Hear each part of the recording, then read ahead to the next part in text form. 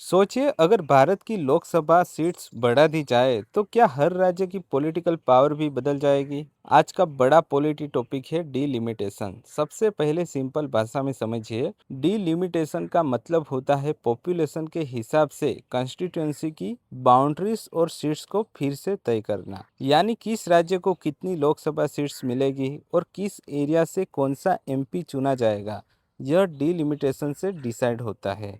अब इश्यू क्या है? इंडियन एक्सप्रेस की रिपोर्ट के मुताबिक गवर्नमेंट एक कॉन्स्टिट्यूशन अमेंडमेंट फिर से लाने की तैयारी में है, जिससे डीलिमिटेशन और वुमेन रिजर्वेशन को ऑपरेशनलाइज किया जा सके। यहाँ सबसे बड़ा सवाल है सीट्स किस सेंसस के आधार पर बांटी जाएगी, क्योंकि अगर नई पॉपुलेशन यानी लेटेस्ट सेंसस के आधार पर सीट्स बांटी गई तो जिन स्टेट की पॉपुलेशन ज़्यादा बड़ी है उन्हें ज़्यादा सीट्स मिल सकती है, और जिन स्टेट ने पॉपुलेशन कंट्रोल अच्छा किया है, खासकर साउथ इंडियन स्टेट्स, उन्हें डर है कि उनकी पॉलिटिकल रिप्रेजेंटेशन कम हो सकती है। इसीलिए 1971 सेंसस बहुत इम्पोर्टेंट हो जाता है। रिपोर्ट के अनुसार प्रपोजल में क्लैरिटी लाई जा सकती है कि स्टेट के बीच लोकसभा सीट्स का प्रपोर्शन 1971 सेंसस के आधार पर मेंटेन किया जाए।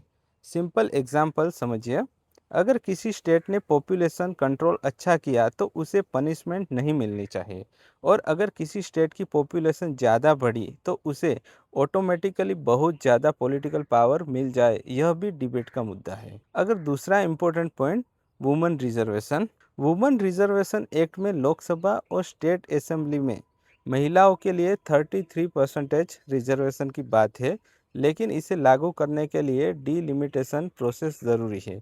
यानी डीलिमिटेशन सिर्फ सीट्स बढ़ाने का इश्यू नहीं है, यह वुमेन रिप्रेजेंटेशन, फेडरल बैलेंसेस और नॉर्थ साउथ पॉलिटिकल पावर तीनों से जुड़ा हुआ मुद्दा है। एग्जाम पॉइंट ऑफ व्यू से याद रखिए, डीलिमिटेशन का कनेक्शन है article 81 census, Lok Sabha representation, federalism और वुमेन रिजर्वेशन से। मुख्य सवाल यही है, भारत में डेमोक्रेसी सिर्फ पॉपुलेशन के आधार पर चलेगी या बैलेंस फेडरल रिप्रेजेंटेशन भी ज़रूरी है। यही डिलिमिटेशन डिबेट का कोर है। ऐसी ही आसान भाषा में पॉलिटी समझने के लिए RM लॉ एंड पॉलिटी को सब्सक्राइब ज़रूर करें। धन्यवाद।